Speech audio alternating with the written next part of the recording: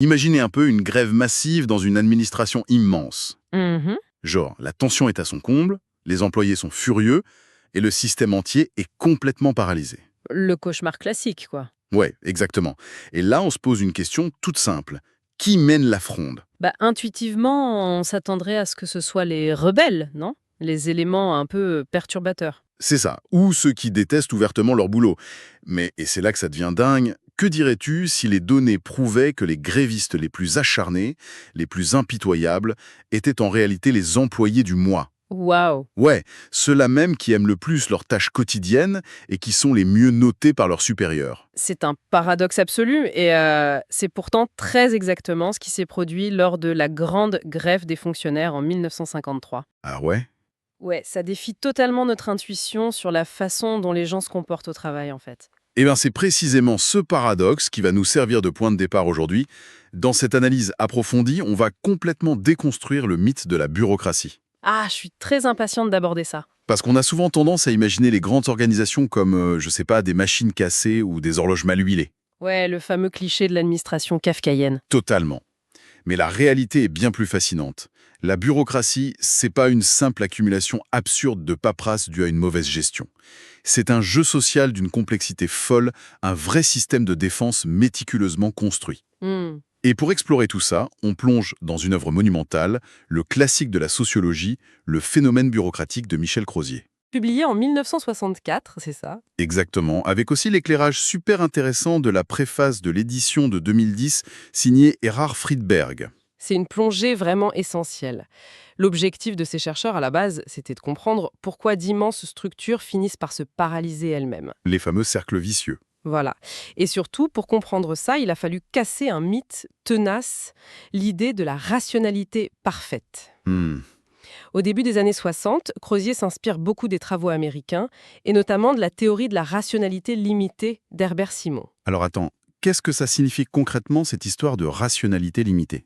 En fait, c'est l'idée que les êtres humains, c'est pas des super ordinateurs. Ouais, malheureusement. C'est ça.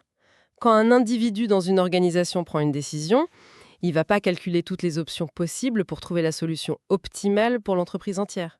Il n'a pas le temps pour ça. Il a ni le temps, ni les informations, ni même la capacité cognitive de le faire.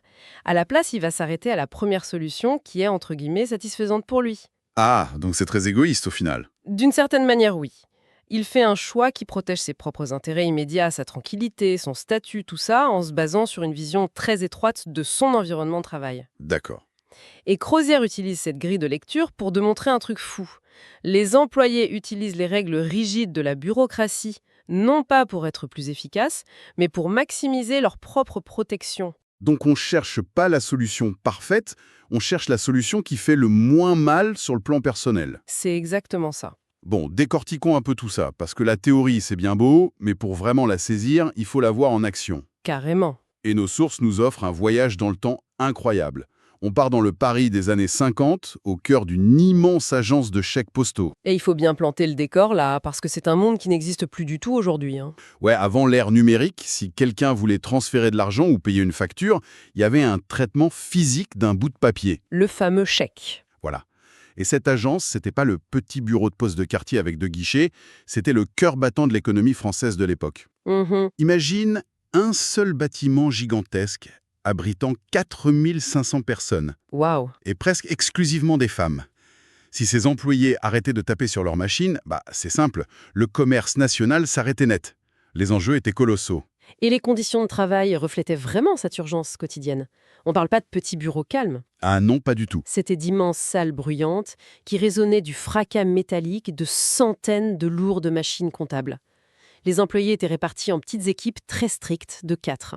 Ouais. Le travail était atrocement répétitif et il y a une pression de productivité implacable. Parce que tout le courrier doit être traité le jour même, c'est ça, hein. C'est ça, le courrier financier arrivé le matin doit impérativement être traité avant la fin de la journée.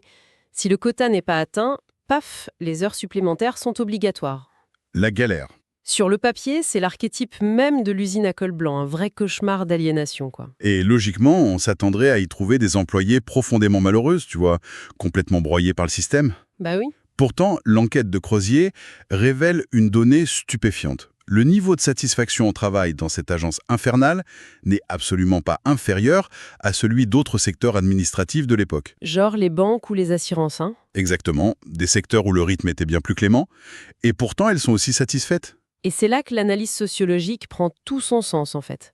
La satisfaction, en réalité, elle découle pas de la nature de la tâche. Parce que taper sur une machine toute la journée, ça reste chiant. Voilà, ça reste profondément ennuyeux. Mais la satisfaction provient du statut social que ce travail confère. Les données de Crozier, elles montrent une ligne de fracture fascinante. Vas-y, explique. D'un côté, on a une grande proportion d'employés issus de la classe ouvrière, souvent originaires de milieux ruraux ou de province. Ok. Pour elles, obtenir ce poste à Paris, c'est le Graal. C'est une sécurité de l'emploi absolue, c'est un travail propre de bureau, quoi. Bref, c'est une immense ascension sociale. Ah, je vois. Et donc, elles sont globalement très satisfaites. Tandis que de l'autre côté, on a des employés issus de la petite bourgeoisie parisienne qui ont souvent obtenu le baccalauréat. Ce qui était un diplôme rare et prestigieux dans les années 50. Carrément. Pour elles, se retrouver relégué au même travail répétitif que les autres, c'est perçu comme un déclassement humiliant. Elles détestent cette routine. Ouais. Sauf si, et c'est là le petit twist, sauf si elles parviennent à obtenir un statut particulier au sein de leur petite équipe de 4. Exactement. Si elles deviennent officieusement la chef de groupe, tu sais, celle qui réceptionne et vérifie les liasses de chèques à l'entrée de la machine, leur niveau de satisfaction grimpe en flèche. C'est dingue. Et le pire, c'est que ce rôle n'est même pas mieux payé ni officiellement reconnu par la haute direction. Mais ça confère une autorité locale. En combinant l'origine sociale et ce petit rôle dans l'équipe, Crozier arrivait à prédire le niveau de satisfaction d'une employée dans 85% des cas. Waouh. C'est un peu comme... Attends, laisse-moi trouver une image. C'est comme s'inscrire à un voyage de luxe, tu vois, et se retrouver sur un navire de marchandises. Ah ouais, la déception totale. La frustration est absolue.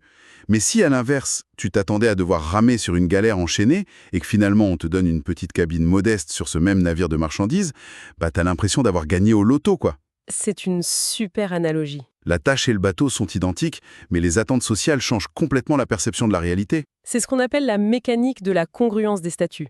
L'individu n'évalue pas son travail dans l'absolu, mais vraiment par rapport à la trajectoire sociale qu'il s'était imaginée. D'accord. Mais attends, il y a quand même un truc qui m'échappe un peu en lisant ces documents. Dis-moi. Tu me dis que la majorité de ces femmes trouvent finalement leur compte dans ce travail grâce à cette fameuse adéquation de statut social. Oui. Mais alors, pourquoi l'ambiance au sein de cette agence est-elle décrite dans les sources comme étant un cauchemar absolu? Ah. Non, parce que dans les entretiens, elle parle de ce bâtiment comme d'une prison ou d'un bagne. Comment on peut être satisfait de son travail, d'un côté, et détester à ce point son lieu de travail, de l'autre? C'est la clé de voûte de l'organisation bureaucratique. Il faut vraiment séparer l'ajustement individuel à la tâche, donc le fait que le travail réponde à un besoin social personnel, de l'intégration sociale au sein du groupe. Ok. Et dans cette agence de chèques postaux, l'intégration sociale positive est tout simplement inexistante. Oui, c'est vrai que les chiffres de l'étude sont glaçants. Près de 40% des employés affirment n'avoir absolument aucune amie au travail. C'est énorme. Leurs seules interactions, ça se limite aux 3 autres personnes de leur petite machine, et ce, par pure nécessité technique. Personne ne se parle dans les couloirs. C'est un isolement total au beau milieu de 4500 personnes. Ce qui est fascinant ici, c'est vraiment ce qui remplace cette absence de lien positif. C'est-à-dire? Puisqu'il n'y a pas d'amitié, pas de projet commun, le seul ciment qui arrive à unir cette masse de travailleurs isolés, c'est ce que Crozier appelle la solidarité négative. Ah, la solidarité négative. Ouais.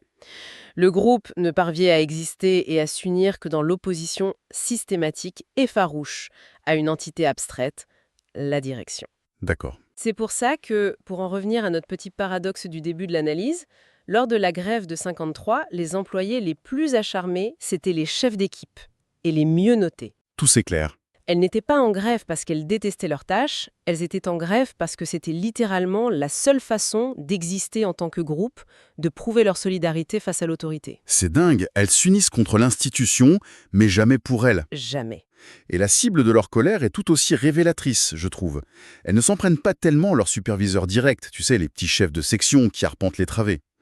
Non, Elles dirigent toutes leurs ailes vers les chefs de division, ces cadres supérieurs enfermés dans des bureaux lointains, qu'elles ne croisent quasiment jamais. C'est hyper logique si l'on regarde la mécanique du pouvoir. Le superviseur direct, dans ce système tayloriste très strict, il est impuissant en fait. Ouais, il a les mains liées. Il recrute pas, il licencie pas, il donne pas de primes. Il est juste là pour s'assurer que le courrier tourne, donc il n'est pas perçu comme une menace. Mhm. En revanche, le chef de division, lui, il a un vrai pouvoir de décision.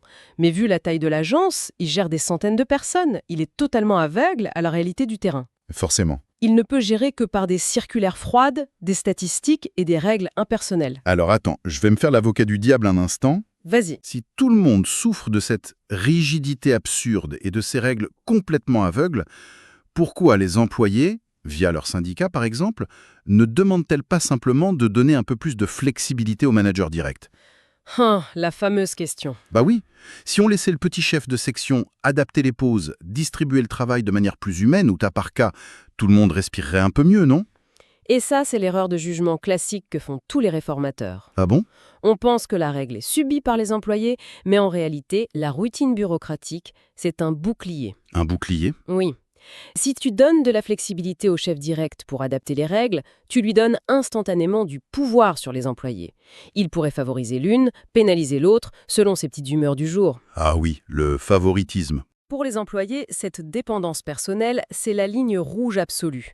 Elle préfère largement l'absurdité d'une règle impersonnelle et froide parce qu'au moins, la règle s'applique à tous de la même manière. Ça garantit leur indépendance. Mais c'est fou. En gros, on sacrifie complètement l'efficacité et l'ambiance juste pour ne jamais être à la merci des caprices d'un patron direct. Exactement. L'égalité formelle dans la rigidité est perçue comme infiniment supérieure à l'efficacité dans la dépendance. Mais c'est incroyablement actuel comme constat. C'est exactement la raison pour laquelle, de nos jours, on voit des gens mettre systématiquement le patron de leur patron en copie d'un email. Ou refuser de rendre un petit service en disant le fameux « Ah désolé, c'est le process ». Voilà. C'est la procédure. C'est littéralement la version moderne de l'employé des années 50 qui se cache derrière le règlement. On utilise le processus comme un bouclier humain pour éviter toute négociation directe. C'est tout à fait ça. Bon, alors, on a vu comment ce bouclier se met en place, sous la pression quotidienne d'une énorme production de courrier. Mais que se passe-t-il si l'on retire cette pression? Genre, que se passe-t-il dans une organisation qui n'a littéralement aucune concurrence sur le marché libre et aucun risque de faillite? On change de décor. Ouais. Et c'est là que ça devient vraiment intéressant, parce que ça nous amène au deuxième grand cas d'étude des sources, le monopole industriel. C'était les usines de l'État qui fabriquaient le tabac et les allumettes à l'époque. Là, on entre dans la bureaucratie poussée à son extrême limite. Ah oui, Les ouvriers ont un emploi garanti à vie. Il n'y a aucune pression du marché libre. Et la règle absolue, le dogme qui régit chaque seconde de la vie de l'usine, c'est l'ancienneté. ok. Si un poste plus confortable se libère, sur une machine par exemple, le directeur ne peut pas choisir l'ouvrier le plus compétent ou le plus motivé. Interdit. Totalement interdit. C'est l'ouvrier le plus ancien qui l'obtient. De manière automatique, le directeur n'a strictement aucun pouvoir d'affectation. Donc, dans cette forteresse où plus rien ne bouge, les chercheurs marquent un truc super bizarre. Une haine viscérale des ouvriers envers la mécanisation. Ouais. Dès que la direction parle d'introduire une nouvelle machine, c'est la guerre de tranchées absolue. Et là, on pourrait se dire, c'est normal, ils ont peur de perdre leur emploi. Sauf que Non. L'emploi est garanti à vie. c'est ça. Et pire encore, les statistiques de l'étude montrent que les jeunes ouvriers qui viennent tout juste d'être embauchés ne sont pas du tout contre les machines. Au contraire même. Ouais, ils trouvent ça plutôt moderne, ça les dérange pas. Mais au bout d'exactement 2 ans passés dans l'usine, ces mêmes jeunes opèrent un revirement spectaculaire. Ils deviennent aussi hostiles à la mécanisation que les vieux de la vieille. Comment on explique un lavage de cerveau aussi précis chronologiquement? 2 ans, pile poil. C'est la puissance de la socialisation par le groupe en fait. Ok. Pendant ces 2 premières années, les nouveaux sont testés. Le groupe ouvrier leur enseigne progressivement les vraies règles non écrites de l'usine. La culture d'entreprise version hardcore. Exactement. Et pourquoi la mécanisation est-elle l'ennemi public numéro 1 ? Parce que dans un univers où tout est figé et sécurisé par l'ancienneté, l'innovation technologique, c'est la seule variable qui échappe au contrôle du groupe. Une nouvelle machine, ça signifie de nouveaux gestes, une nouvelle cadence et surtout des pannes inattendues. Et l'imprévu, c'est l'ennemi juré de la bureaucratie. C'est ça. En réalité, le groupe ouvrier maintient cette hostilité pour garder le monopole de la compétence sur les vieilles machines. Tant que les machines tombent en panne selon des routines que seuls maîtrisent avec les agents d'entretien, ils gardent le pouvoir de bloquer ou de faire tourner l'usine. C'est brillant, en fait. Oui, s'ils acceptent les nouvelles machines, ils perdent cette zone d'incertitude qui est littéralement leur seule arme de négociation face à la direction. Ok, mais alors, parlons de cette fameuse direction, justement. Face à un mur d'ouvriers intouchables grâce à leur ancienneté, des ouvriers qui contrôlent le rythme des machines et qui refusent absolument tout changement, comment le directeur de l'usine arrive-t-il à faire produire quoi que ce soit? C'est la grande question. Bah oui, il n'a pas le droit de distribuer des primes, il peut muter personne et il peut punir qu'en cas de faute grave. Et encore, c'est prouvé par un long processus administratif. C'est quoi son pouvoir au final? Il devient ce que Crozier appelle un directeur-juge. Un directeur-juge. Ouais. Il n'est plus un leader ou un manager au sens moderne du terme. Il devient un simple arbitre, chargé de vérifier la bonne application de la règle. Et dans ce face-à-face complètement figé, l'arme principale du directeur prend une forme psychologique un peu inattendue. Laquelle? Les ouvriers se plaignent amèrement que le directeur est distant, qu'il arpente les ateliers avec les mains dans les poches, et surtout, attention, qu'il ne dit pas bonjour. Attends, c'est une blague? Il lui reproche de pas dire bonjour. Donc c'est pas juste de l'arrogance mal placée ou un manque d'éducation de sa part? Non, c'est hautement stratégique. Ah ouais? Réfléchis. Si le directeur se montre amical, s'il dit bonjour chaleureusement et tape sur l'épaule des ouvriers, que va-t-il se passer? L'ambiance sera meilleure. Oui, mais les ouvriers vont utiliser cette familiarité pour demander de petites faveurs informelles. Un changement d'horaire, une indulgence sur une petite erreur, ce genre de truc. Ah, Mais accéder à une faveur informelle, c'est briser la règle de l'égalité absolue sur laquelle repose tout le système bureaucratique. Si le directeur accorde une faveur à l'un, le syndicat interviendra immédiatement pour exiger la même chose pour tous, en dénonçant un favoritisme flagrant. ah, purée, je comprends la mécanique. S'il est sympa, il devient vulnérable. Exactement. Si l'on relie cela à une vision plus globale, c'est l'essence même du système. Pour maintenir le fragile équilibre de l'égalité formelle, le directeur doit se rendre inaccessible. Waouh. En refusant le contact humain, en restant complètement de marbre, il oblige les représentants syndicaux ou les ouvriers à venir vers lui, dans son bureau, en position de demandeur. Uniquement quand une vraie crise éclate. Voilà, ou quand une règle s'avère inapplicable. Et cette distance froide, c'est ça qui lui permet de conserver une infime marge de négociation. Alors, qu'est-ce que tout cela signifie au fond? En gros, si je résume, on construit intentionnellement des entreprises et des administrations hyper inefficaces et labyrinthiques parce qu'on est terrifié à l'idée de devoir se regarder dans les yeux et de négocier nos réactions. C'est un peu le constat dramatique, oui? On préfère la sécurité frustrante d'une machine aveugle à la vulnérabilité de l'interaction humaine. Et Crozier conclut que ce type de système ne peut pas apprendre de ses erreurs.